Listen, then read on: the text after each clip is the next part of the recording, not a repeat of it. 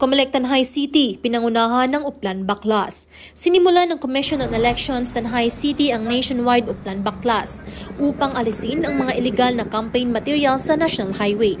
Sa operasyon, tinanggal ng Comelec at mga katuwang na ehensya ng OCP Tanay City, DPWH, DNR, Senr 2, 302nd Brigade at Electrical Division ang campaign posters na nasa labas ng common poster areas at iba pang ipinagbabawal na lugar.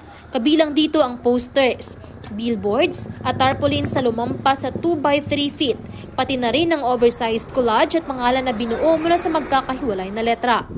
Pinaalalahanan din ng mga Comelec ang mga kandidato na sumunod sa campaign rules habang napapatuloy ang mahigpit na pagpapatupad ng batas pang eleksyon.